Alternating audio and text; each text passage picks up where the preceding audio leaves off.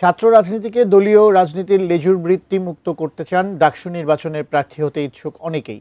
ডাকসু নির্বাচনে মনোনয়নপত্র সংগ্রহের দ্বিতীয় দিনে ভিপি পদে ৫ জন সহ মোট ২০ জন মনোনয়নপত্র সংগ্রহ করেছেন।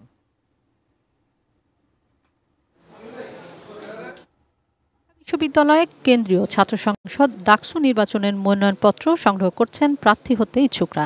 সিনেট ভবনে আগামী ১৮ সেপ্টেম্বর পর্যন্ত এই নির্বাচনের মনোনয়নপত্র সংগ্রহ করা যাবে। ডাকসুর মনোনয়নপত্র সংগ্রহের প্রথম দিনে মনোনয়নপত্র সংগ্রহ করেন নিষিদ্ধ ছাত্রলীগ সদস্য জুলিয়াস সিজার তালুকদার। এ নিয়ে সামাজিক যোগাযোগ মাধ্যম সহ ক্যাম্পাসে চলছে আলোচনা সমালোচনা।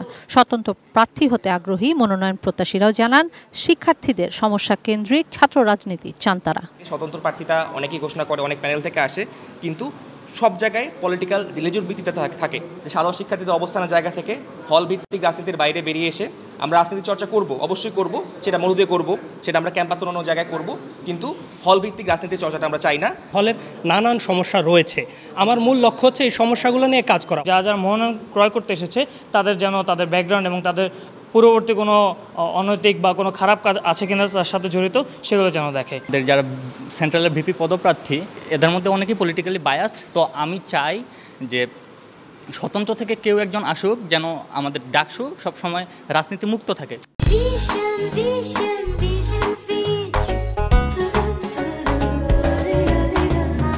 নিষিদ্ধ ছাত্র সংগঠনের কর্মীর মনোনয়নপত্র নেওয়ার বিষয়ে নির্বাচনের চিফ রিটার্নিং কর্মকর্তা জানান, শুধু বৈধ শিক্ষার্থীরাই অংশ নেবেন নির্বাচনে। আমরা দেখতেছি তার আইডিয়া আছে কিনা, সে বৈধ কিনা, সে যেই দলের হোক কিছু আসা যায় না।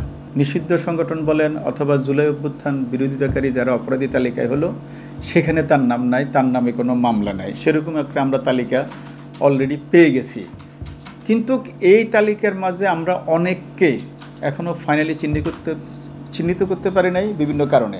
যদি পরে জানা যায় কাগজপত্র যদি থাকে সে প্রমাণিত অপরাধী, তাহলে আমরা ভোটার তালিকা থেকে নির্বাচনের আগ পর্যন্ত বাদ দেওয়ার সুযোগ আমরা রাখছি।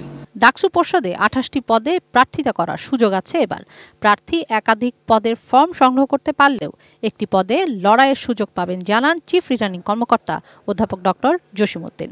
এটা সবচেয়ে প্রত্যাশিত ছাত্রছাত্রীদের একটা ইলেকশন, তো সেদিক থেকে ছাত্রছাত্রীরা তাদের প্রথম দাবি হচ্ছে আমরা আমাদের নেতৃত্বটা আমাদের ভোটের মাধ্যমে ঠিক করতে চাই। কিশোর জাহান, এটিএন নিউজ, ঢাকা।